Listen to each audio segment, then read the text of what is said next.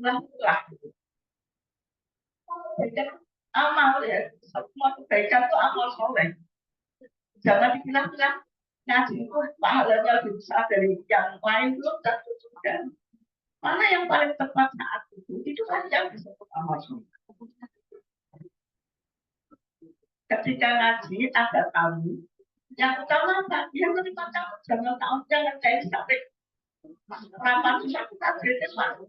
Terus aku nerang ngaji kok, surat tetangga itu apa jusnya itu jangan. Ya seperempat jusnya tetap harus kita kerja sebagai tajir kita, tapi menerima tamu saat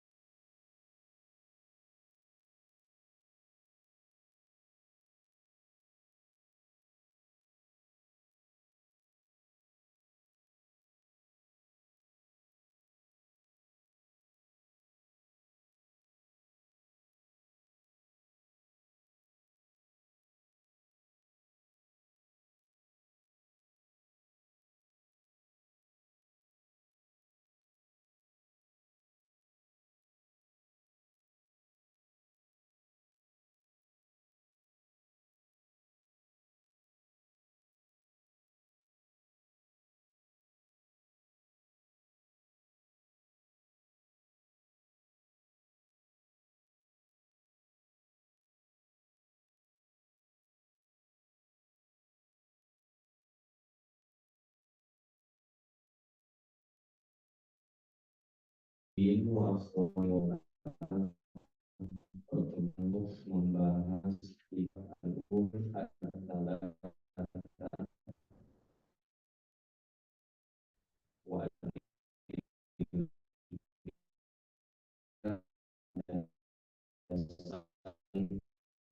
Islam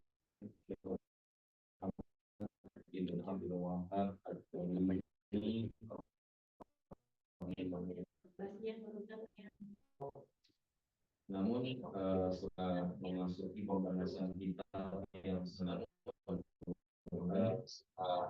saya oleh Fadilah Syekh Dr. Shalih bin Fauzan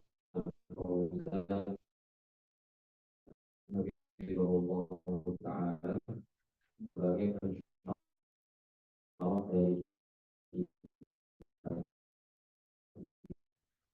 dari Shalih bin Fauzan anggota Lajnah Daimah ini punya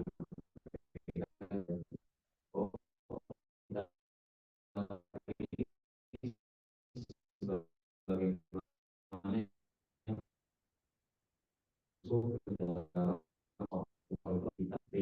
tidak banyak halaman kalau di apa namanya bahasa Arab bahasa itu ada berapa halaman di situ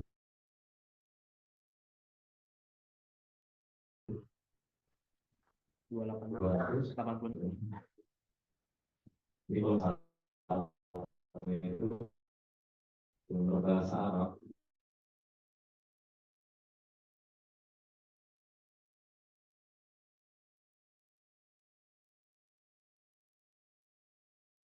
ringkas ya untuk mengokohkan keimanan kita dan menjadi landasan kita di dalam menuntut ini. Jadi biasa dilakukan oleh para ulama.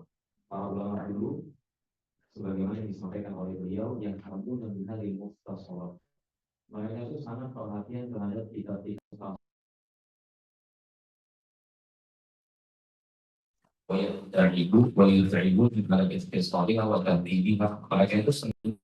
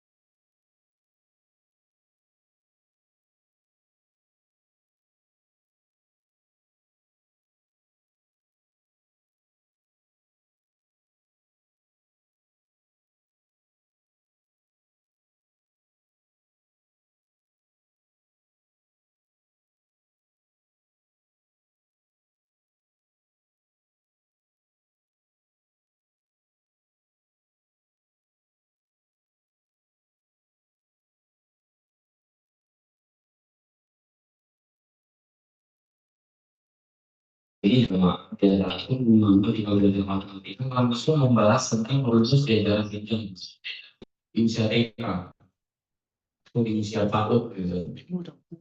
Bahkan diajarkan baru diajarkan matematika itu biasanya di kelas 1 SD itu pun baru pengenalan angka gitu. Kemudian baru tambah-tambahan tambah-tambahan itu juga nggak langsung 200.000 tambah 300.000 berapa, tapi mulai dengan tadarus setahap demi tahap. Nah, jadi itu yang benar dalam menuntut ilmu. Sebelum kita membahas hal-hal besar, kita harus pegang hal-hal yang kecil, yang bahkan itu adalah basic di dalam menuntut ilmu. Jadi sebelum kita belajar, ambillah tentang bab akidah. Sebelum kita belajar tentang buku-buku akidah yang besar, seperti kitab Tauhid misalnya, akidah al-wasitiyah, akidah al-tahawiyah, akidah hamawiyah dari Ibnu Taimiyah. Itu kita harus belajar dari hal-hal yang kecil, dimulai dengan langkah-langkah kecil kita. Dan di antara yang dimasukkan oleh para ulama dalam kategori kitab-kitab yang ringkas itu adalah kitab Farq atau kitab Al-Usul Ats-Tsalah, ketiga landasan pokok dalam agama Islam. Jadi kata Syekh Shalih Fauzan, hamba-hamba Rabbani itu, para penuntut ilmu Rabbani, hum alladziina yabda'una bi sighar masailil ilm qabla kibarihi. Mereka adalah orang-orang yang memulai dengan masalah-masalah yang kecil sebelum membahas masalah-masalah yang besar. Cuma kan kalau kita lihat realitanya di zaman di lapangan, apalagi kalau kita masuk ke dunianya netizen, itu senangnya mereka bahas hal-hal kecil apa hal besar gitu.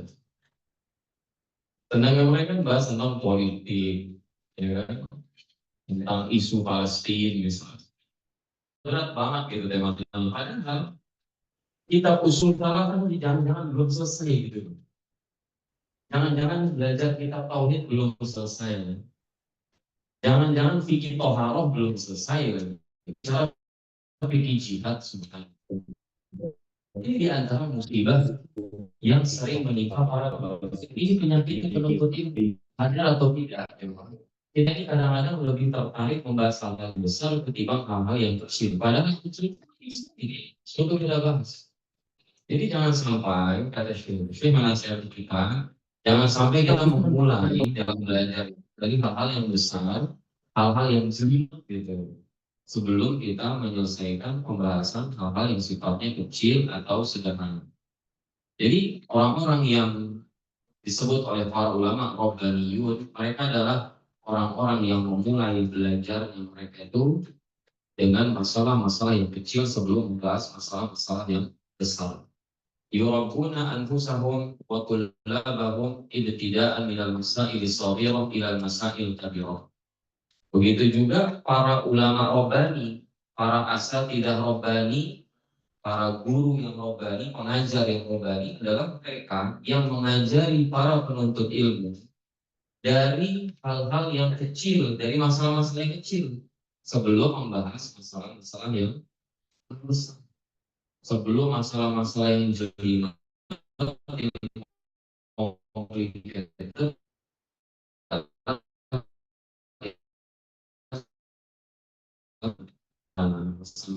dan al-usul ini memang ringkas. Dan dulu kitab-kitab matal seperti ini jemaah itu diperintahkan oleh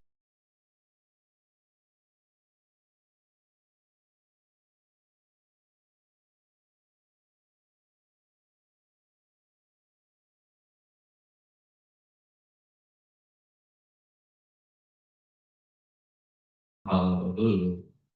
Kita covernya aja baru kita buka. Bahkan kita baru tahu ada buku namanya Al-Usul Tsalatsa, tiga landasan pokok agama Islam. Jadi dari wajah-wajah itu kelihatannya belum jemaahnya. Belum ada yang hafal kitab Al-Usul.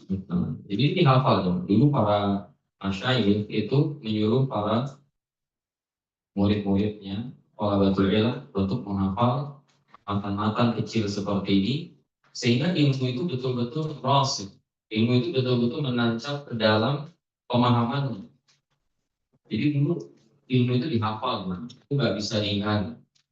Nah, hari ini tuh menghafal seperti sesuatu yang hendak dihilangkan dalam dunia pendidikan. Sekarang itu orang ya berusaha untuk menebar isu hafalan itu nggak penting, yang penting paham, yang penting bisa memahami. Banyak orang hafal tapi dia nggak paham. Betul, hafal saja nggak cukup, tapi semua ulama saya bisa pasti, semua ulama itu memulai anak tangga menuntut ilmu dari menghafal. Dan yang pertama kali dihafal biasanya apa itu? Yang pertama kali dihafal biasanya kalau kita menuntut ilmu, khusus ilmu agama, yang pertama dihafal biasanya Al-Quran. Jadi para ulama itu sebelum mereka belajar ilmu agama, mereka harus selesai hafalan Qurannya. Makanya kalau kita bicara kapan sih atau usia berapa sih biasanya anak itu mulai menuntut ilmu, biasanya di usia berapa? Kalau di SD ini usia berapa jawab biasanya? Usia 7 ya. 6 sampai, antara 6 sampai 7 tahun lah ya. Enggak. Ya, usia 0 sampai 5 itu belum mulai. Kalau istilah bukan SD, tapi kalau masa lalu itu sebetulnya tuta. Ya, belajar baca dan tulis itu mulai di usia 6 atau 7 tahun. Nah, jadi di usia 6 7 tahun itu banyak yang sudah selesai hafalan Quran. Atau di usia 10 tahun, paling lambat tuh biasanya di usia 10 tahun itu sudah selesai hafalan Quran. Karena memang itu tahapan pertama ketika orang itu belajar ilmu, dia harus selesai dulu hafalan Quran. Ketika orang ingin belajar tafsir misalnya, dia harus selesai hafalan Quran harus sudah selesai. Baru nanti hafalan kitab-kitab hadis, matan-matan hadis seperti Arba'in Nawawi. Sini ada yang hafal ya? Arba'in Nawawi. Nah, dari tampang-tampangnya seperti banyak yang tawadu, banyak yang nggak mau show off, saya nggak mau sombong kok. Sebenarnya sudah hafal, cuma saya diem aja. Jadi jamaah yang ngomongin kan, ini hal-hal yang mulai hilang di dunia ilmu, yaitu menghafal dari hal-hal yang kecil sampai hal-hal yang besar. Nah, bahkan di kurikulum di negeri kita yang sedang dihilangkan metode menghafal. Makanya tuh lihat atau di sekolah itu udah pada nikah, dia pun depan masih hujan, masya Allah. Ibu-ibu di belakang sudah punya anak, sudah, masya Allah, alhamdulillah. Sudah berapa anaknya ibu? Satu kesebelasan atau satu baru satu, masya Allah. Semoga berkah ibu ya. Mudah-mudahan ditambah lagi semua Allah nikmat keturunan. Buat yang sudah punya anak dan usia anak itu ada sekolah, ya biasanya saya nggak tahu kalau di sekolah swasta Islam, tapi di sekolah-sekolah swasta itu sudah berusaha untuk menghilangkan apa namanya metode hafalan dengan apa? Dengan ujian open book. Ujian sekarang itu rata-rata open book. Open book itu apa namanya? Buka buku. Jadi ujian itu nggak usah dihafal. Yang penting paham dengan apa yang disampaikan di buku itu gitu. Jadi nggak usah dihafal. Bayang nggak dulu kita ini di zaman-zaman generasi saya ini umpamanya, saya nggak tahu nih, Fuan gitu kan, saya ini generasi tahun berapa, dan Afwan juga tahun berapa, tapi kalau di generasi saya tahun 90-an, itu yang namanya belajar, yang namanya ujian, kalau mau belajar sama kita dulu di kampus juga, di fakultas syariah juga, kita ngafal kitab-kitab yang ya subhanallah, ngafal dari pagi ketemu pagi aja itu nggak kepegang gitu. Saking banyaknya, apa namanya materi yang akan diujikan di hari-hari ujian tersebut. Bayangin misalnya kita dulu ada apa namanya di antara kurikulumnya adalah kitab Subul Salam, syarah dari kitab Bulughul Maram min Adillatil Ahkam karya Al-Hafidz Ibnu Hajar. Itu materi kurang lebih ada sekitar 200-an hadis. Itu materi yang akan diujikan. 200-an hadis itu kan cuma dihafal hadisnya. Harus hafal juga derajat hadisnya. Harus hafal khilaf para ulama di setiap masalah yang ada dalam satu hadis dan kemudian harus bisa mengkaji. Itu kebayang jelimetnya kayak bagaimana. Tapi itu metode para ulama dulu memang selama belajar memang. Nah sekarang tuh sudah berusaha hilang. Tapi kalau kita ke Masjid Nabawi, ya biasanya yang sudah pernah ke sana itu melihat ada halakoh-halakoh masyaih itu yang dihadiri sama kecil itu. Nah itu sekarang mulai dihidupkan lagi itu budaya menghafal, ya budaya menghafal mantan mantan. Jadi di depan jangan sampai salah dengar ya, mantan bukan mantan. Tulis satu. Mantan itu buku kecil yang biasanya dihafal, dijadikan kurikulum untuk dihafal oleh para penuntut ilmu pemula. Nah, di antara ini adalah kitab yang ada di hadapan kita, yaitu kitab Al-Usul Ats-Tsalatsah, 3 landasan pokok dalam agama Islam. Dan mudah-mudahan ya, dikaji oleh para di fakultas-fakultas, di sekolah-sekolah, di madrasah-madrasah, dan ya mudah-mudahan ini menunjukkan betapa berkahnya dan betapa tulusnya penulis yaitu Syekh Muhammad bin Abdul Wahab At-Tamimi rahimahullah dalam menulis buku ini. Baik, sekarang kita masuk ke dalam pembahasan kitab ini. Ya, jadi penulis jangan mau mengingatkan memulai kitabnya dengan Bismillahirrahmanirrahim. Cuma di kitab Al-Hakim ada lafaz basmalah.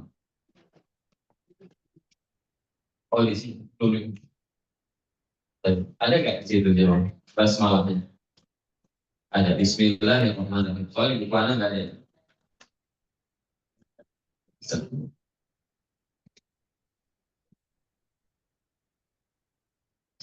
Itu bisa dilihat di halaman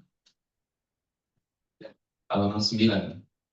Baik, di halaman 9 itu penulis mengatakan qala al-musannif rahimahullah Bismillahirrahmanirrahim, dengan menyebut nama Allah yang maha pengasih lagi maha penyayang. Kenapa beliau memulai kitabnya dengan lafaz basmalah atau dengan tasmiyah Bismillahirrahmanirrahim? Ada beberapa alasan jemaah disebutkan oleh Syekh Shalih Fauzan hafizahullah, di antaranya iktidaan di kitabillah sebagai bentuk copy paste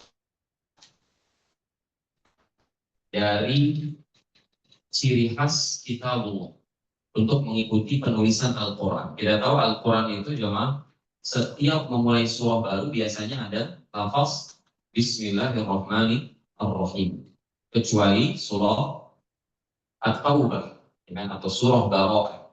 Kecuali surah At-Taubah, semua surah di dalam Al-Quran itu biasanya dimulai dengan Bismillahirrahmanirrahim. Oleh karenanya penulis berusaha ingin menjiplak, ya, mengcopy paste, dan copy paste itu ada masalah, ya, selama itu adalah kebaikan dan keberkahan. Karena Nabi kita juga Shallallahu Alaihi Wasallam bersabda, "Kullu amrin tibari la yubda'u bi bismillah." Setiap perkara yang baik yang berpotensi mendatangkan pahala di sisi Allah, kalau dia tidak dimulai dengan Bismillah, maka dia terputus, kata Nabi. Terputus dari apa? Kata para ulama, terputus dari keberkahan. Keberkahannya kurang. Maka nggak masalah kalau misalnya kita menjiplak, ya, apa namanya, teknik atau cara penulisan sebuah buku. Kalau memang ada keberkahan itu, sebagaimana Syekh Muhammad bin Abdul Wahab At-Tamimi rahimahullah menulis kitab beliau dan membukanya dengan Bismillahirrahmanirrahim. Kemudian juga di antara alasannya kata Syekh Shalih Fauzan, karena kalau kita perhatikan setiap surat yang dikirimkan oleh Nabi Muhammad SAW ke raja kufar, itu biasanya beliau juga alaihi salatu wassalam memulai surat itu juga dengan Bismillahirrahmanirrahim. Ambil contoh, ketika Nabi SAW itu hendak mengirimkan surat ke Heraklius. Heraklius ini adalah pembesar Romawi. Maka tulisannya itu pertama Bismillahirrahmanirrahim min Muhammadin Abdillahi wa Rasulihi ila Hiraqal Mudhiru. Bismillahirrahmanirrahim, dari Muhammad hamba Allah dan utusan Allah kepada Heraklius pembesar Romawi. Salamun ala man ittaba'al huda. Semoga keselamatan senantiasa menyertai orang yang mengikuti petunjuk. Fa inni ad'uka bi di'ayatil Islam. Sesungguhnya saya mengajak engkau untuk masuk ke dalam agama Islam. Aslim taslam. Masuklah ke dalam agama Islam, kau akan selamat. Itu isi surat Nabi itu. Selalu tuh kalau ngirim surat ke raja-raja kafir untuk mengajak mereka masuk ke dalam agama Islam, itu biasanya surat-surat tersebut dimulai dengan Bismillahirrahmanirrahim. Dan termasuk juga ketika Nabi Sulaiman misalnya menulis surat buat Ratu Balqis, ya, innahu min Sulaiman wa innahu Bismillahirrahmanirrahim. Jadi ini memang ciri khas dari orang-orang soleh. Kalau mau menulis sesuatu itu, upayakan kita memulai dengan Bismillahirrahmanirrahim. Aku belajar misalnya, itu bawa buku catatan sebelum nyatet pelajaran materi yang disampaikan materi, maka biasakan buku itu tuh dimulai dengan Bismillahirrahmanirrahim supaya catatannya berkah. Dan catatan itu kalau berkah memang meskipun sedikit ilmu yang tercatat, tapi itu bisa jadi sebab antum mendapatkan taufik dari Allah untuk mengamalkan ilmu itu. Jadi catatannya sedikit, nggak apa-apa teman-teman, catatan udah pada 100 lembar, antum masih di 5 lembar aja misalnya. Tapi catatannya itu berkah. Karena dimulai dengan Bismillahirrahmanirrahim. Nah, jadi ini apa namanya alasan, ya, alasan kenapa orang-orang soleh terdahulu biasanya kalau di bumi ya Allah. tulisan dari surat ada tulis itu biasanya Bumi ini punyanya Allah. Yang menurut sama ya. supaya Ketika kita tidak mau dari itulah kamu. Baik, kemudian juga kita ingin menjelaskan sedikit tentang makna Bismillahirrahmanirrahim. Bismillahirrahmanirrahim di situ ba tentunya ya. Bismillah di situ ada ba. Maknanya di Bismillah. Ba-nya itu ulama berbeda pendapat. Ada yang mengatakan ba-nya di situ adalah ba isti'anah. Ba isti'anah itu artinya apa? Ba yang maknanya adalah meminta pertolongan, meminta bantuan. Jadi kalau kita terjemahkan Bismillahirrahmanirrahim dengan pengertian ini artinya adalah aku meminta pertolongan kepada Allah yang maha pengasih lagi maha penyayang sebelum saya memulai aktivitas ini. Jadi itu yang antum hadirkan tuh. Kalau misalnya antum baca Quran, antum mau makan kan Bismillah, ya kan? Mau minum Bismillah, mau mulai pengajian Bismillah, mau masuk rumah Bismillah, masuk masjid Bismillah. Nah itu antum bersihkan dalam hati Bismillahirrahmanirrahim itu artinya adalah saya minta pertolongan kepada Allah. Ya Allah, aku meminta pertolongan kepadamu dengan menyebut namamu yang maha pengasih lagi maha.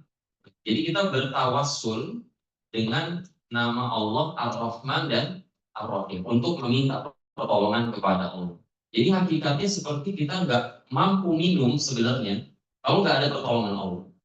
Kita nggak bisa makan kecuali dengan pertolongan Allah. Kita nggak bisa masuk rumah kecuali dengan pertolongan. Dan semua aktivitas yang baik itu nggak bisa kita lakukan kecuali pertolongan dari Allah. Jadi seolah-olah dia menyerahkan semua upaya dan kekuatannya itu kepada Allah Subhanahu wa Ta'ala. Tapi ulama menjelaskan jemaah bahwa ba di sini adalah ba ibtidah, sebatas permulaan. Jadi maksudnya apa? Ketika antum menyebut melafalkan Bismillahirrahmanirrahim memulai aktivitas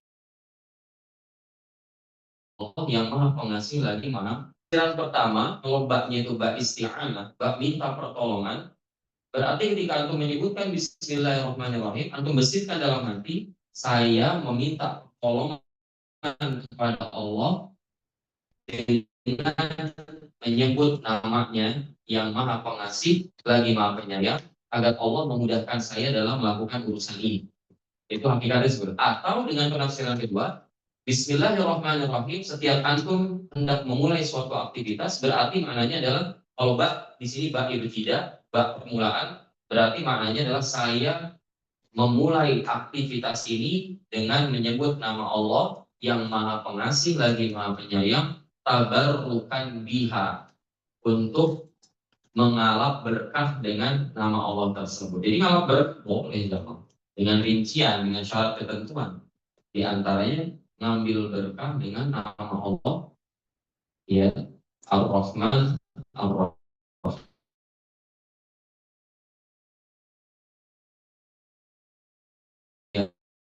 Berkata, "I'lam rahimakallah annahu yajibu alaina ta'allumu arba' masail. Al-ula al-ilmu wa huwa ma'rifatullah wa ma'rifatu nabiyyihi wa ma'rifatu dinil Islam bil adillah." Ketahuilah, semoga Allah merahmatimu, bahwa kita wajib mempelajari atau mengetahui 4 perkara. Kita wajib mempelajari atau mengetahui 4 perkara. Apa saja itu? Pertama, kita wajib mempelajari atau mengetahui tentang ilmu. Tentang ilmu, yaitu mengenal Allah, mengenal nabinya, mengenal agama Islam dengan dalil-dalil. Cuman menarik, Syekh Shalih Fauzan ketika mensyarah perkataan penulis ini, beliau mensyarah tentang perkataan penulis, "I'lam rahimakallah." Ketahuilah, semoga Allah merahmatimu. Itu jarang sekali zaman. Penulis sekarang itu memulai tulisannya dengan mendoakan orang yang membaca tulisannya. Itu jarang banget. Cuma tuh dapat tidak ada buku selain buku ini. Penulisnya itu mengucapkan, semoga Allah merahmati engkau, wahai para pembaca, wahai orang-orang yang istifadah atau mengambil faedah dari tulisan ini. Tapi coba lihat dulu, Syekh Muhammad bin Abdul Wahab At-Tamimi rahimahullah, beliau memulai kitab ini dengan kalimat doa. Ketahuilah, wahai orang yang semoga dirahmati Allah, semoga engkau dirahmati Allah. Nah, ini kata Syekh Shalih Fauzan juga, ini di antara adab seorang guru. Semua yang bersentuhan dengan dia kemudian ada seorang ulama. Sebelum dia memberikan ilmu, maka hendaklah dia mendoakan para penuntut ilmu. Hendaklah dia mendoakan para penuntut ilmu. Kata Syekh Shalih Fauzan, "Hada du'a'un li talibil ilm." Ini adalah doa dari Syekh Muhammad bin Abdul Wahab rahimahullah kepada para penuntut ilmu. Fasyekh yad'u li talibil ilm bi an yarhamahumullah. Syekh mendoakan para penuntut ilmu, khususnya istifadah dari buku beliau ini, agar dirahmati oleh Allah Subhanahu wa taala. Dan ini di antara bentuk talatuf atau sikap lemah lembutnya seorang muallim, seorang pengajar, seorang ustadz, seorang syekh, seorang guru kepada para penuntut ilmu, kepada para pembelajar.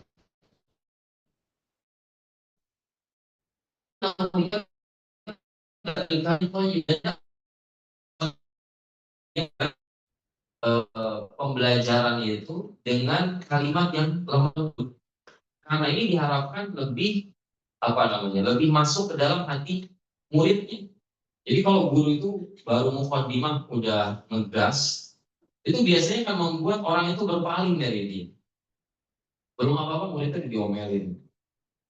Ayo, siapa yang tadi bilang belum hafal usul salah? Angkat tangan. Silakan, pintu keluar ya sana. Itu besok nggak ada yang datang lagi kayak dia. Karena sikap keras dari seorang guru kepada muridnya. Jadi sikap lemah lembut itu penting, cuma memulai pengajaran, memulai tarbiyah, pendidikan dengan kelembutan, dengan kelemah lembutan itu sangat penting sekali. Sebagai contoh, jemaah, jadi beneran terjadi di masa Nabi SAW. Antum pernah dengar riwayat orang Arab Baduy kencing di dalam masjid? Sudah pernah dengar kan riwayatnya ya? Coba. Antum bayangin lagi di masjid, ini Masjid Nabawi kan? Kita tahu bagaimana kemuliaan Masjid Nabawi. Antum lagi kajian, tiba-tiba ada yang datang ke masjid, terus kencing di pojokan masjid. Itu gimana ya respon antum? Amazing, gitu. Insya Allah, ini orang kenapa ini gitu? Atau antum marahin gitu kan? Mas, masjid mas. Itu dilakukan sama para sahabat. Waktu itu gitu, ya maksudnya Ini tindakan spontanitas gitu, karena para sahabat memuliakan masjid. Orang Arab Badui itu kan jamaah jauh dari ilmu. Dia mungkin belum paham kalau masjid itu bukan tempat buat itu gitu. Maka jangan Allah muliakan yang ditegur sama Nabi, pertanyaan saya, itu orang Arab Badui atau para sahabat? Yang ditegur malah para sahabat. Itu banyak sekali jangan pelajaran dari hadis orang Arab Badui yang mohon maaf buang air kecil di masjid itu banyak banget faedahnya. Para ulama itu beristinbat dari hadis itu diantaranya adalah apa ya coba? Ketika akhafidharain. Kalau kita dihadapkan dengan dua maudhara, nggak mungkin kita bisa menghindar dari dua potensi maudhara. Kita pasti kena maudhara nih. Bukan antara maslahat sama maudhara, bukan. Dua maudhara kita nggak bisa hindari. Dilihat mana yang lebih ringan, maka kita lakukan itu untuk menghindarkan diri kita dari maudhara yang lebih berat. Orang Arab Badui itu kalau dikagetin jemaah, gak usah Arab Badui lah, antum mohon maaf jemaah lagi buang air kecil dikagetin, dihardik, itu kira-kira apa yang terjadi? Tuh kemana-mana, berceceran itu kemana-mana. Harusnya cuma bersihin satu titik, malah jadi bersihin beberapa titik, gitu kan? Itu itu namanya irtikab akhaf gitu. Mendingan di satu titik bersihnya lebih mudah daripada kalau kita kamu orang Badui di Mesir, tapi nanti ngebersihin malah jadi lebih susah. Tahu gak coba? Ketika Nabi menegur para sahabat dan Nabi memberikan ujangan kepada Arab Badui tersebut, apa respon Arab Badui tersebut? Dia berdoa dan dia apresiasi bagaimana dakwah Nabi Muhammad SAW kepada beliau tanpa menghardik, tanpa kasar. Dia berdoa, Arab Badui berdoa sama Allah, Allahumma arhamni wa Muhammadan wala tarham ma'ana ahadan. Coba lihat doanya Arab Badui apa? Ya Allah, rahmatilah aku dan Muhammad. Maksudnya Muhammad lagi. Ya Allah, rahmatilah aku dengan Muhammad. Dan jangan rahmati lagi siapapun selain kami berdua. Coba pelit banget kan doanya. Jadi yang diapresiasi itu ya Nabi Muhammad SAW dengan kelembutan beliau kepada Arab Badui tersebut. Jadi bagi orang itu memang kalau dia salah, tentu kita mesti lihat kondisi ya. Maksudnya nggak semua kesalahan itu kita lembutin gitu. Nggak ada kadang-kadang sikap tegas ada. Tapi mayoritas kesalahan yang sebabnya karena jahil, karena ketidaktahuan, itu respon kita hendaknya adalah berlemah lembut gitu loh jemaah. Orang itu bisa jadi melakukan perkara bid'ah, karena dia nggak tahu itu bid'ah. Itu masalahnya. Terus kita keburu ngegas. Orang melakukan hal-hal yang menyimpang dalam agama, kita tahu itu menyimpang, tapi boleh jadi dia nggak tahu. Dan itu dicontohkan oleh Nabi SAW. Makanya Allah berfirman dalam Al-Quran. Fabima rahmatin minallahi linta lahum. Kalau bukan karena rahmat Allah, ya, maka mereka akan berpaling dari wahai Muhammad. Kalau kau nggak bisa bersikap lemah lembut nih, ya walaula fadlullahi alaikum wa rahmatuhu lakuntum minal khasirin. Dalam ayat ini Allah mengatakan kalau bukan karena karunia Allah dan rahmat Allah, maka banyak orang-orang itu menjadi orang yang rugi, ya, pasti jadi orang yang rugi. Dan begitu juga jemaah, ketika Nabi Musa alaihissalam dan Nabi Harun wazirnya itu diperintahkan mendakwahi Fir'aun. Itu banyak didakwahi Fir'aun. Itu orang yang terkenal bengis, ya kan? Dia bukan cuma berbuat kesyirikan, dia ikonnya kesyirikan. Dia adalah simbol kesyirikan pada saat itu, karena dia memerintahkan manusia untuk menyembah dirinya. Ini ikonnya kekufuran, teman. Tapi perhatikan apa perintah Allah kepada Nabi Musa dan Nabi Harun alaihi wassalatu wassalam. Idhaba ila fir'auna innahu tagha. Kalian berdua pergilah kepada Fir'aun karena sesungguhnya dia telah melampaui batas. Faqula lahu qawlan layyina la'allahu yatadzakkaru aw yakhsha. Lalu kemudian katakanlah perkataan yang lembut, coba ke Fir'aun, katakanlah perkataan yang lembut kepadanya. Mudah-mudahan dengan perkataan lembut itu dia mau mengambil pelajaran dan dia takut kepada Allah. Nah, kita ini seringkali dalam mendidik anak kita atau mendidik murid-murid kita lebih mendahulukan sikap keras, kasar, sehingga yang membekas di hati murid, di hati anak kita dan sikap kasar kita itu sejujurnya yang anak pribadi ya sebagai orang tua, sebagai guru itu yang sangat mengkhawatirkan itu Jom. Bukan berarti sikap keras itu nggak boleh secara mutlak, tidak. Ada babnya. Nabi juga pernah jewer sahabat, pernah. Nabi pernah mukul sahabat, pernah. Nabi pernah marahin sahabat, jangan Usama bin Zaid itu dimarahin kayak apa sebenarnya? Gara-gara nebas leher orang, padahal orang itu udah mengucapkan kalimat syahadat. Marah besar. Nabi juga pernah marah sama Usama bin Zaid, padahal orang yang di antara orang yang paling dicintai sama Nabi. Ketika dia berusaha melobi orang yang berbuat itu kena potongan tangan, kena hukum potongan tangan, tapi dia maju menemui Nabi supaya orang itu dibebaskan dari hukuman. Lima atas pak pihadi min hududillah. Usama, kamu mau memberikan pertolongan, melobi, menjadi syafi, ya, untuk orang yang berbuat kesalahan dan membebaskan dia dari hukuman hak Allah Subhanahu wa Ta'ala. Besar Nabi, ya. Bukan berarti Nabi nggak pernah marah, bukan Nabi nggak pernah tegas, bukan Nabi nggak pernah keras. Tapi kalau untuk perhatikan cara Nabi mendidik itu selalu mengedepankan lemah lembut. Nah itu zaman yang ditiru sama para ulama Robbani. Ulama Robbani itu pendidik yang sebenarnya itu mengedepankan kelembutan. Memulai dengan mendoakan, ya, dengan kata-kata yang lembut. Karena itu yang bisa jadi berefek meninggalkan bekas dan kesan-kesan baik di hati para murid. Sekali lagi bukan berarti nggak boleh marah, nggak boleh keras gitu ya. Saya nggak boleh keras, bukan. Keras, tegas, marah itu ada waktunya, ada momennya, ada kadarnya. Kapan menghukum itu ada kadarnya, ada waktunya.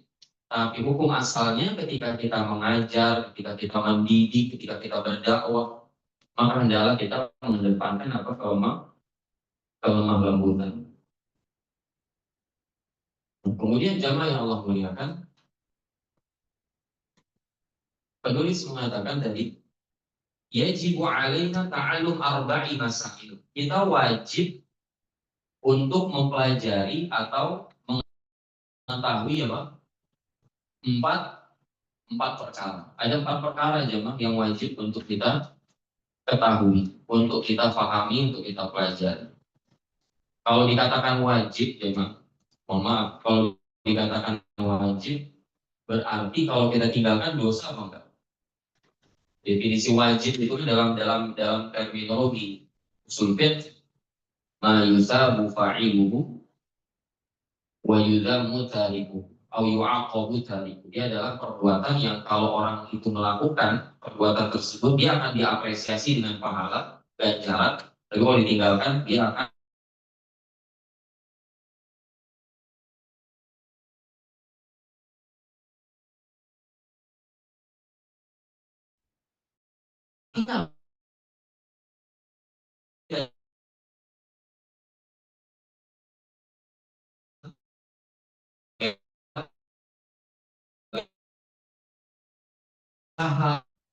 empat hal ini wajib dipelajari oleh siapapun kalau dia muslim. Enggak jemaah. 4 hal yang akan disampaikan oleh Syekh di sini. Yang pertama apa? Al-ilm. Yang pertama adalah ilmu. Pertanyaannya jemaah, ilmu apa yang dimaksud oleh penulis? Ilmu syar'i atau ilmu umum? Ilmu syar'i. Ya, makanya Syekh Shalih Fauzan mengatakan al-muradu bil ilmi huna wal ilmu syar'i.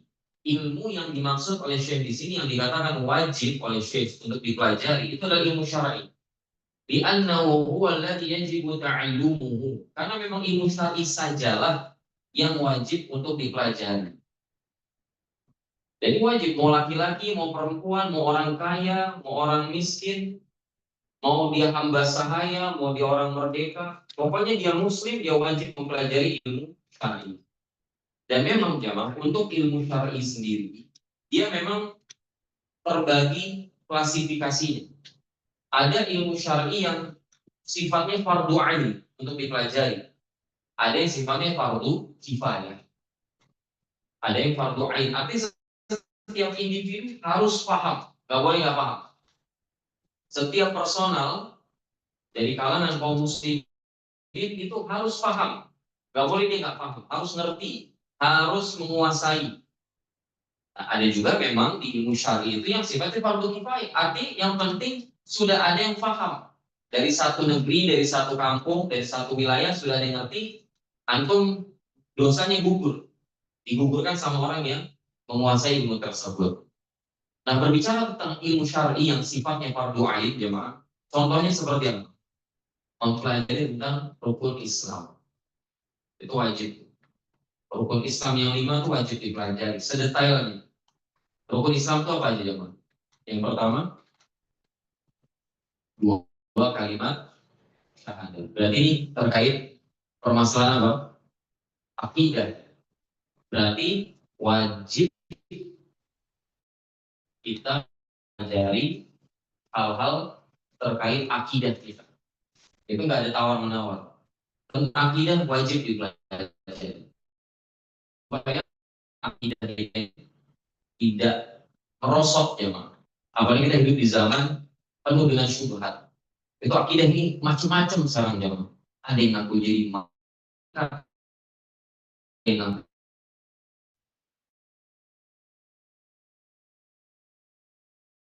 akidah dan ketika mengatakan sataftariqu hadhil ummah sab'a wa sab'ina firqah. Umat ini akan terpecah menjadi 73 golongan. Satu di surga, sisanya di neraka. Maksudnya apa? Satu ya nggak mampir ke neraka. Tapi ke sektor lain, maka mereka akan disiksa dulu di neraka karena penyimpangan akidah mereka. Nah, itu yang harus waspada juga. Di zaman fitnah ini kita bisa jadi nggak bisa membedakan mana akidah yang benar, mana akidah yang keliru. Maka mempelajari tentang akidah, tentang kalimat syahadat itu sangat penting di setiap zaman, khususnya di zaman kita sekarang. Kemudian rukun Islam apalagi tentang iqamatus shalah, mendirikan sholat.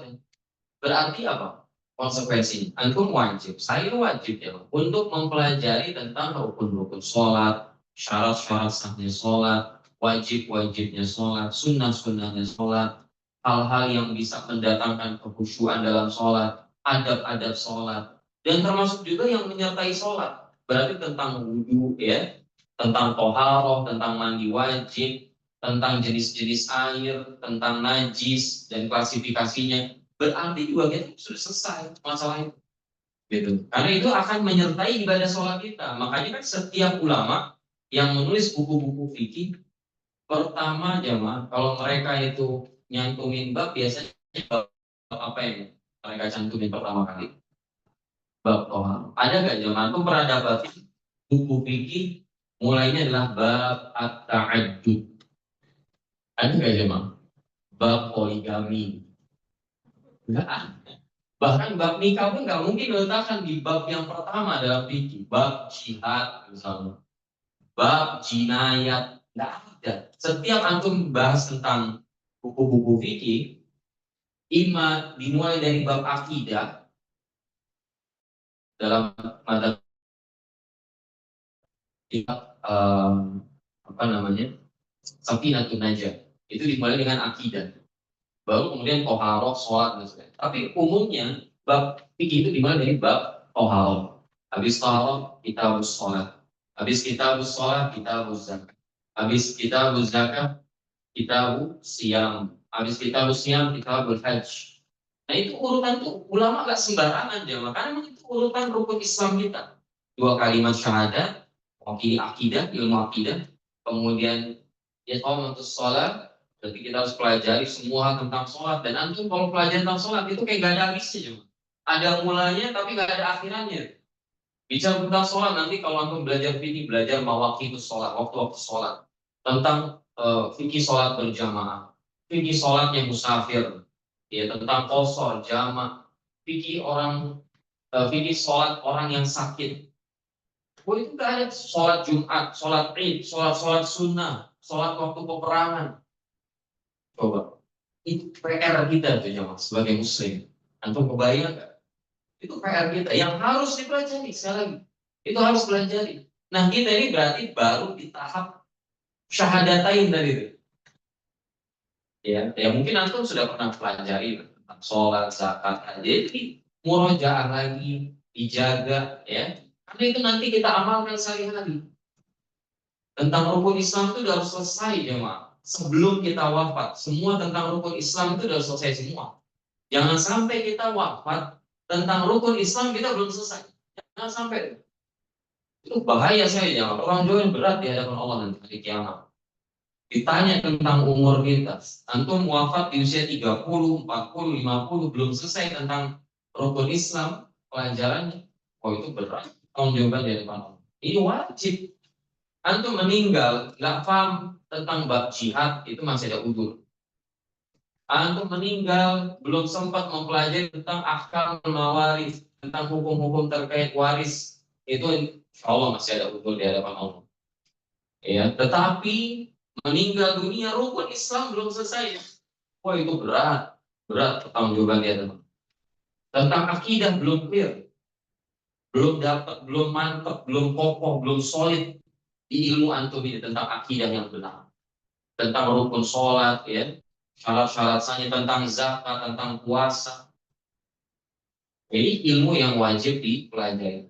Termasuk jamaah tentang ahkam, ya tadi ahkamul hajj, ya, tentang apa namanya ahkamul umroh, hukum-hukum umroh, apalagi antum bekerja di travel haji dan umroh, itu sudah selesai, fikih haji umroh itu sudah selesai. Wa hadzal qism la yu'dar ahadun bi jahli. Kata Syekh Shalih Fauzan, kata saya. Kata Syekh Shalih Fauzan, ilmu di klasifikasi ini, ilmu yang jenis ini fardu ain, orang itu nggak dikasih uzur sama Allah kalau dia nggak tahu tentang itu. Di dunia ini nggak tahu, sampai meninggal dia bawa kebodohan. Dia bawa ketidaktahuannya itu cuma tentang ilmu tadi itu ya, yang dipaparkan oleh Pak Ulama. Kalau sama bil wajibin ain. Nah inilah ilmu yang tadi disebut ilmu fardu ain.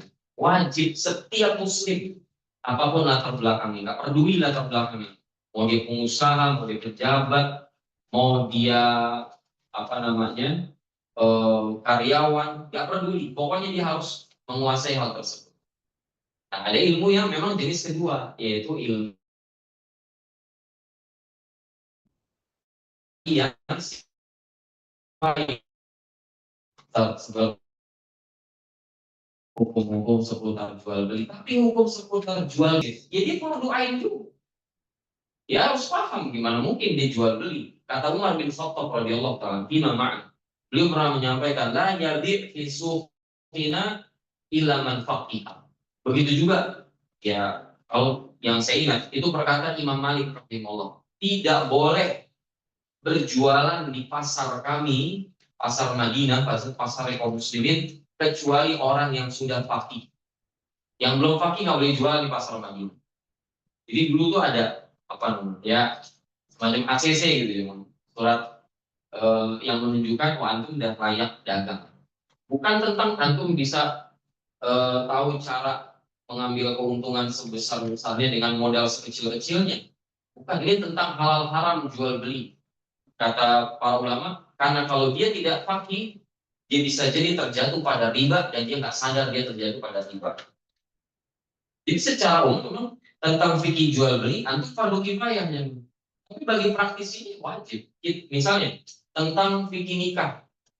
Fikih nikah itu dia sebenarnya fardu kifayah. Antum nggak wajib pelajari, tapi antum mau nikah harus paham fikih nikah. Nggak mungkin antum mau nikah ngeblank gitu, nggak paham tentang syarat-syarat nikah, rukun-rukun nikah, hak masing-masing suami dan istri misalnya nggak mungkin. Harus nggak ada unsur di situ.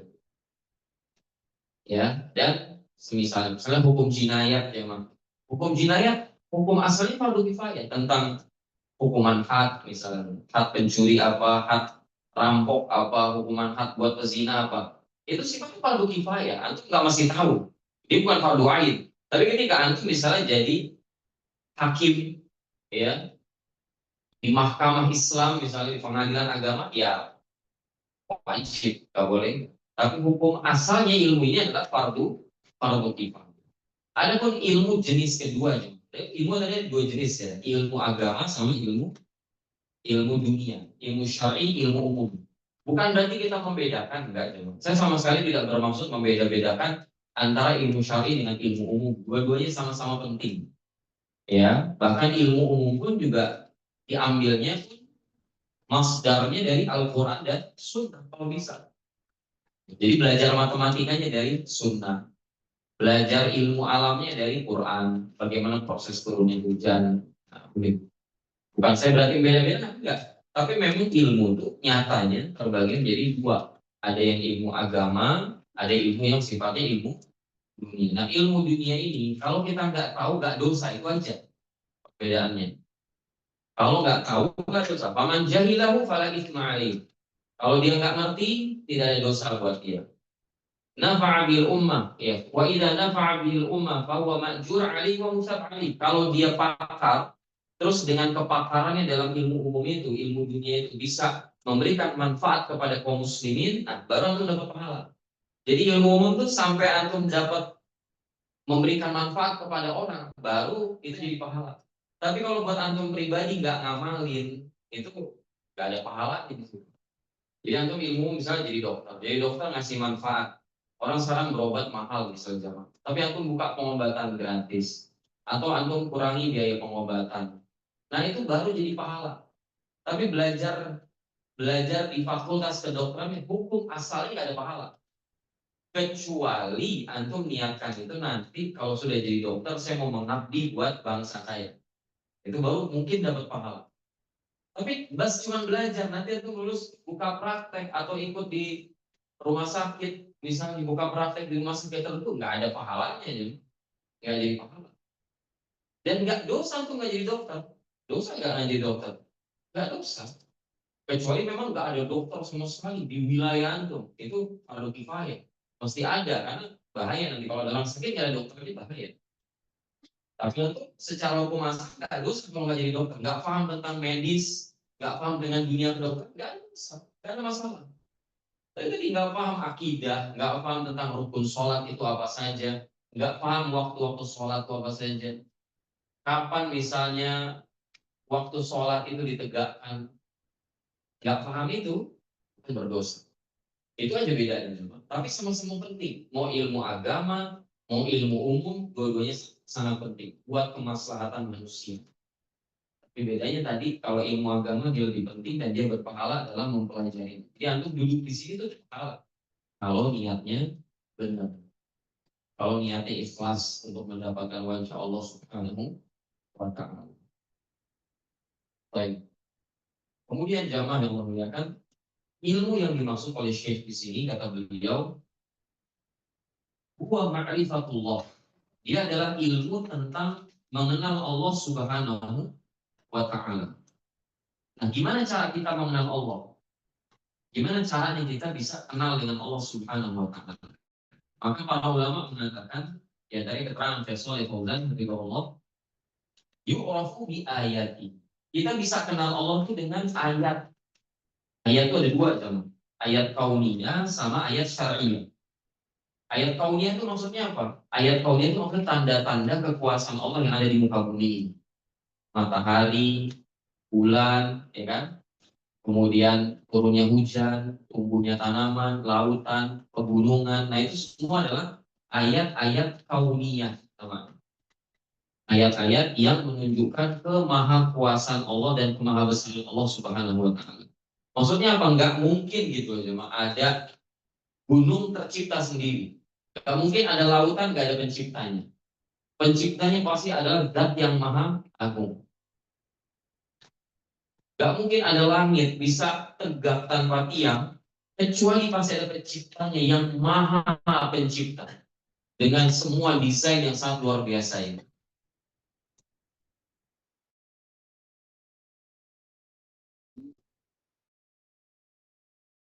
Ya,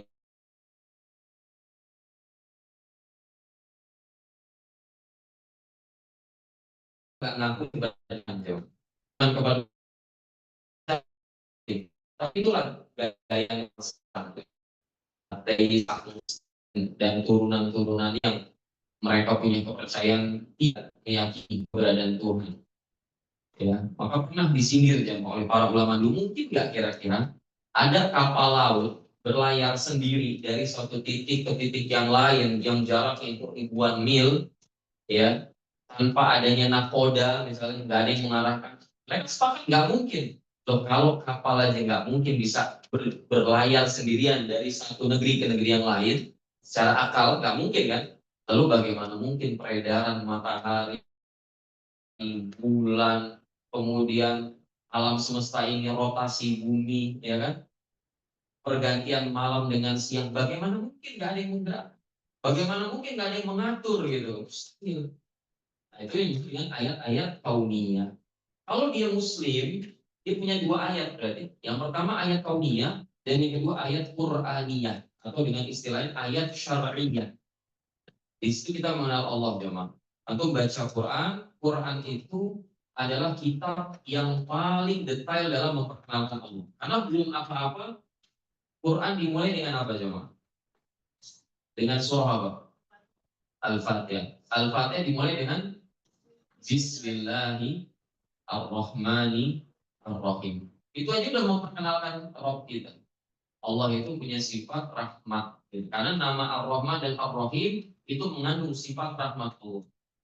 Di surah Al-Fatihah kalau membaca itu juga memperkenalkan tentang Allah, jemaah.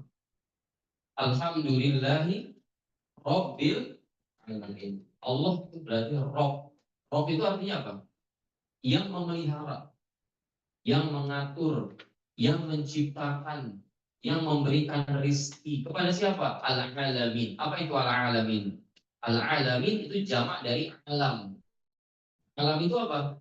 Kullu ma siwallah. Segala sesuatu selain Allah itu disebutnya adalah alam.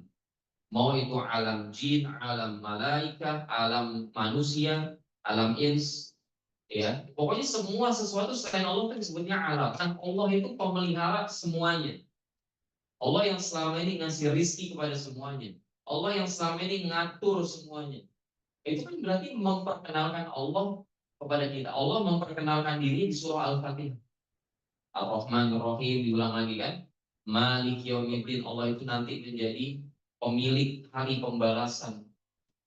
Antum yang berbuat zalim di dunia, selamat dari mahkamah di dunia, gak akan pernah bisa selamat di mahkamah Allah nanti pada hari kiamat. Nanti hari itu akan dibalas semua orang atas semua perbuatannya di dunia. Nah, berarti kan memperkenalkan Allah. Nanti baca Al-Baqarah, ketemu lagi ayat-ayat yang memperkenalkan tentang Allah Subhanahu wa Ta'ala. Jadi intinya kita bisa kenal Allah, jemaah, dari dua ayat. Pertama ayat kauniyah, yang kedua ayat syar'i. Ayat kauniyah artinya adalah tanda-tanda kekuasaan dan kebesaran Allah Subhanahu wa Ta'ala. Ayat syar'i adalah ayat Quran yang kita baca. Jadi kalau kita mau kenal Allah, jemaah, ya sering-sering main ke daerah puncak, ke pantai, gitu ya, dan renungi. Oh, ini nggak ada yang berjalan sendiri, pasti ada yang menciptakan. Dan kemudian baca Quran, tadabburi Al-Quran, itulah nanti akan semakin menambah apa namanya pengenalan kita, makrifah kita tentang Allah Subhanahu wa Ta'ala. Kemudian juga kata beliau wa ma'rifatun nabiyhi. Ya, ilmu yang dimaksud di sini adalah selain mengenal Allah, pencipta kita, pemelihara kita, yang kedua adalah ilmu yang wajib kita ketahui adalah tentang Nabi kita Muhammad SAW. Dari mana nasabnya, bagaimana dakwahnya, bagaimana perjuangannya, ya bagaimana kesabarannya, itu penting untuk kita pelajari. Karena Nabi Muhammad SAW adalah sosok yang sangat fundamental dalam agama kita. Ya, kemudian nanti juga kita wajib mempelajari tentang dinil Islam, tentang agama Islam, tentang seluk-beluk agama kita. Nah, jamaah yang Allah muliakan, sadar atau tidak, jadi soal kita akan bahas di pertemuan selanjutnya. Ini tiga hal ini, jemaah: ma'rifatullah, ma'rifatun Nabi, ma'rifatul dinil Islam. Ini tiga hal ini yang nanti akan menjadi soal, ya, di kuburan. Ini nanti akan jadi pertanyaan kita, jemaah. Ditanya di kuburan kita tahu man rabbuka. Kemudian man nabiyuka, ma dinuka. Siapa Rabbmu? Siapa nabi yang diutus kepadamu dan apa agama? Ini memang terkesan sederhana. Anak kecil juga gak bisa jawab. Anak TK juga bisa jawab. Bahkan dia bisa disimulasikan. Tapi permasalahannya, kata para ulama, yang menjawab nanti itu bukan ma'rifat kita, bukan knowledge kita, bukan ilmu kita. Yang menjawab itu nanti adalah keyakinan kita terhadap tiga ini. Bukan keyakinan kita terhadap tiga ini. Yaitu fadlun minallah, itu karunia Allah. Yang Allah teguhkan hatinya, dia bisa menjawab. Yang tidak diteguhkan hatinya, dia tidak akan bisa menjawab pertanyaan kubur tersebut. Baik, mungkin ini jamaah sebagai mukadimah dari pertemuan pertama kita, dan insya Allah kita akan lanjutkan. Tapi sebelum kita akhiri, mungkin ada diskusi yang ingin disampaikan, ada pertanyaan yang ingin disampaikan. Sisa waktu itu saya persilahkan.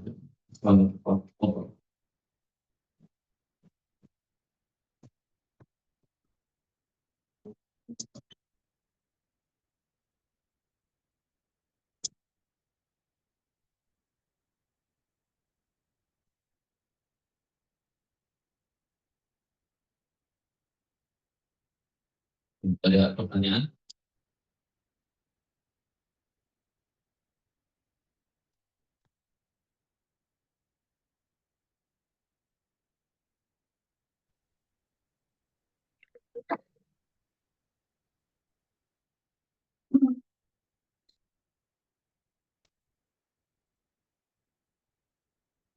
Assalamualaikum warahmatullahi wabarakatuh, Ustaz. Assalamualaikum.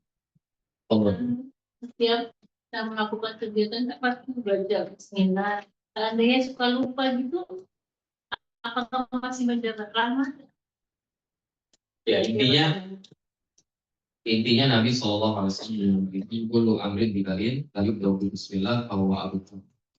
Setiap perkara yang positif, yang baik, ya, itu kalau tidak dimulai dengan Bismillah atau Bismillahirrahmanirrahim, maka kata Nabi terputus. Terputus apa? Keberkahan. Mungkin dia bisa dapat keberkahan, mungkin dia masih bisa dapat kebaikan, tapi tidak sebesar kebaikan yang dia dapat dan keberkahan yang dia dapat kalau dia memulai aktivitas tersebut dengan basmalah atau dengan tasbih.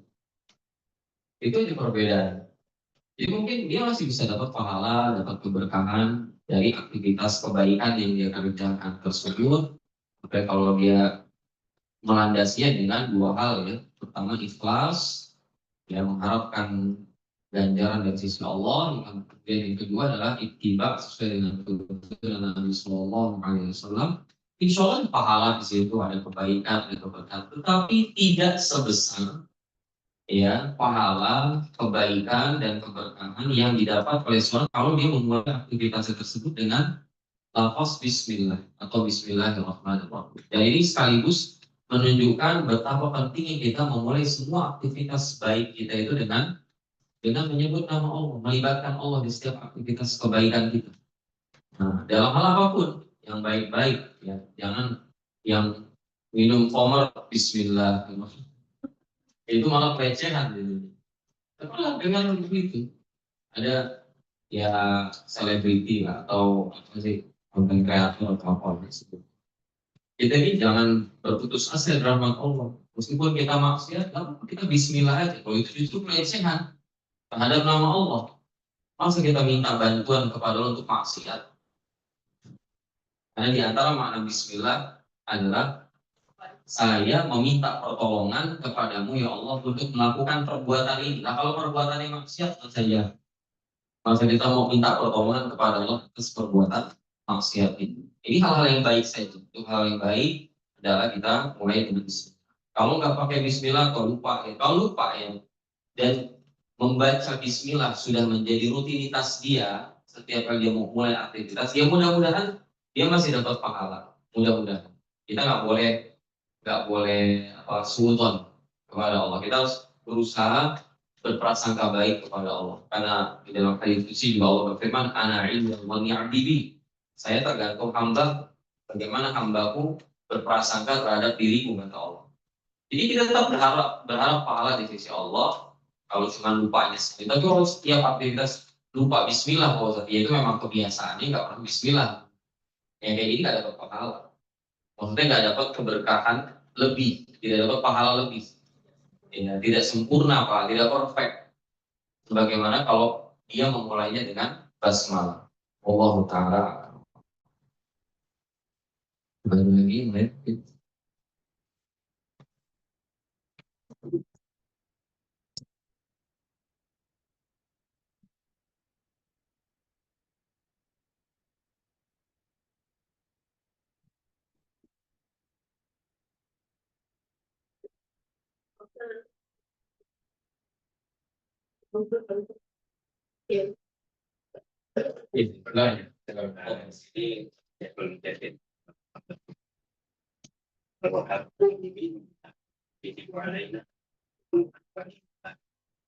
bolehkah kita pelajari 4 hal ini tanpa ada sesuatu? Baik, terkait mempelajari 4 hal yang tadi disampaikan oleh Syekh Rahimahullah Ta'ala tentang agama kita, tentang nabi kita, ya, tentang dinul Islam. Kemudian nanti juga dijabarkan ya beberapa hal terkait hal tersebut. Ini para ulama mengatakan, jadi ada belajar kedua. Belajar itu ada yang sifatnya ingin mendapatkan maklumat, sebatas mendapatkan maklumat. Ada belajar yang sifatnya itu ingin mendapatkan ilmu nafi. Kalau hanya sebatas mendapatkan maklumat bisa tanpa guru. Saya tidak meragukan ada orang-orang cerdas yang dia bisa belajar otodidak. Jadi baca sendiri aja, pintar, jenius mungkin ya. Tapi dalam belajar ilmu syar'i bukan seperti sana. Ilmu syar'i itu diwariskan secara talaki. Itu dari zaman ke zaman. Kita lihat para sahabat mengambil ilmu dari Nabi SAW. Para tabi'in mengambil ilmu dari para sahabat. Tabi'in mengambil ilmu dari para tabi'in. Gak ada yang dikenal. Para ulama kita dulu juga belajar otodidak enggak. Makanya ketika ada misalnya dai atau siapapun yang dikenal belajar otodidak, sebenarnya perlu waspada, perlu diwaspadai. Kalau nggak dikenal guru-gurunya siapa, itu perlu diwaspadai. Karena belajar ilmu agama itu mesti pakai guru. Kalau belajar ilmu yang lain terserah lah. Kalau belajar ilmu agama, yang kita maksud tadi kita mendapat ilmu nafi, itu mesti dengan berguru, mustahil. Ya, makanya mungkin coba lihat buka buku-buku yang menuliskan tentang adat-adat tolabul ilm. Mereka pasti mencantumkan adat kepada ustadz, adat kepada guru, adat kepada muallim. Ini menunjukkan bahwa hampir mustahil gitu. Orang itu bisa mendapatkan ilmu nafi tanpa bimbingan seorang guru. Karena ada kemungkinan dia salah baca, dia salah paham, kemudian nggak ada yang meluruskan. Beda, misalnya kita baca, misalnya tuh baca buku ini dan Matan Usul Salat di hadapan guru, terus salah bacanya atau salah paham, salah baca masih penting. Salah baca yang berakibat salah paham. Kalau nggak ada yang ngurusin, itu ujungnya. Jadi ketika ada yang meluruskan, enggak bukan gitu bacanya. Bacanya itu pakai kasroh. Kalau kamu bacanya pakai fathah, maknanya bisa berbeda. Nah itu kalau nggak ada guru, gimana kita bisa tahu kesalahan kita? Makanya bahkan para ulama guru nggak ada yang satu, cuma Imam Bukhari itu ribuan gurunya, Imam Muslim ribuan gurunya. Kenapa? Karena bisa jadi dari guru ini ada kekeliruan, nanti diperbaiki dari guru yang lain. Guru ini ada kekurangan ditutupi sama guru yang lain. Guru nggak ada yang sempurna. Makanya nggak dikenal para ulama dulu gurunya satu, nggak dikenal. Tabiin tuh ngambil ilmu dari puluhan sahabat. Tabiin tuh ngambil ilmu dari ratusan tabiin. Dan begitu seterusnya sampai di masa kita sekarang. Untuk kalau belajar buku-buku hadis, misalnya Sahih Bukhari, Sahih Muslim, Sahih Sunan Tirmidzi, biasanya kan ada biografi penulis tuh kan, biografi Imam Tirmidzi, biografi Imam Bukhari. Ya mesti di biografi itu disebutkan syuyuhu, para gurunya. Siapa gurunya? Mesti jelas belajarnya di mana, ngambil ilmunya di mana. Kalau ada pemateri, mohon maaf, tanpa bermaksud mendiskreditkan siapapun. Ada pemateri nggak jelas belajar di mana, guru-gurunya siapa. Makanya secara pribadi saya nggak pernah tersinggung kalau misalnya diminta CV, diminta apa namanya latar belakang pendidikan. Itu penting zaman di zaman sekarang. Zaman sekarang orang baru tobat kemarin bisa jadi pemateri. Betapa bahaya zaman sekarang. Baru tobat jadi pelawak, besoknya udah ngisi seminar, seminar agama. Ini masalahnya bukan seminar kesehatan. Kalau ada pelawak kemudian tobat jadi pengisi seminar kesehatan, itu aja udah mengerikan coba. Nah, dia bukan bidangnya. Nggak mungkin orang baru tobat 1 hari udah jadi pakar agama, itu mustahil. Belajar agama itu bisa bertahun-tahun. Untuk bukan bertahun-tahun, seumur hidup. Tapi untuk menempati posisi guru itu nggak mudah. Ajar itu nggak mudah. Kalau cuma belajar, ya mungkin bisa berapa tahun. Tapi untuk menjadi guru itu nggak mudah. Itu butuh berapa tahun? Puluhan tahun. Makanya Imam Abu Yusuf, salah seorang murid seniornya Imam Abu Hanifah, itu tidaklah membuka majelis kecuali Imam Abu Hanifah udah meninggal dulu, baru buka majelis. Karena pernah suatu hari buka majelis, ini ngajinya sama Imam Abu Hanifah udah bukan belasan tahun lagi, dia udah 20-an tahun, udah 30-an tahun ngaji sama Imam Abu Hanifah, gurunya sekelas Imam Abu Hanifah. Buka majelis, Imam Abu Hanifah masih hidup, dikasih pertanyaan. Ini pertanyaan sebenarnya dari Imam Abu Hanifah, cuma disuruh antri orang ke majelisnya Imam Abu Yusuf. Gak bisa jawab Abu Yusuf, atau jawabannya keliru. Diajarin cara jawabnya sama Imam Abu Hanifah, tapi melalui perantara orang. Dari situ dia sadar, oh ini kayaknya bukan jawaban penanya, ini jawaban Imam Abu Hanifah. Habis itu dia tutup majelis, dia duduk lagi di majelisnya Imam Abu Hanifah. Bayangin, dulu orang dulu itu kalau belajar untuk jadi guru itu bukan belasan tahun, puluhan tahun. Ini orang sekarang belajar 1-2 tahun, nyampe di mana? Ikut daurah, langsung tiba-tiba buka majelis, langsung tiba-tiba diundang. Bukan kita hasad, enggak. Justru kita khawatir sama orang awam. Ya. Orang awam sekarang tuh gampang dan bermudah-mudahan untuk berguru. Jadi berguru itu penting, jamaah. Dan lebih penting dari itu adalah melihat latar belakang guru. Itu lebih penting lagi.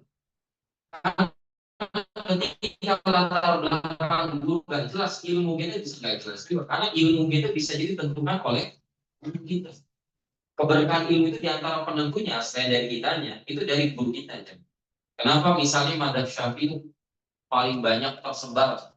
Dan mudah-mudahan itu diantara keberkahan dari didikan Imam Syafi'i rahimahullah.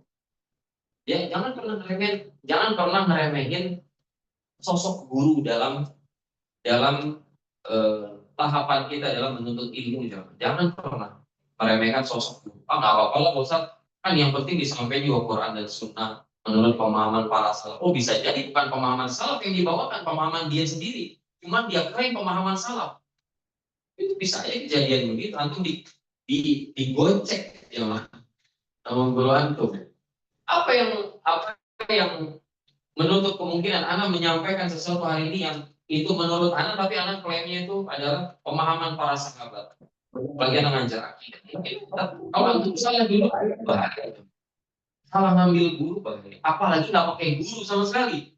Salah ngambil guru aja bahaya.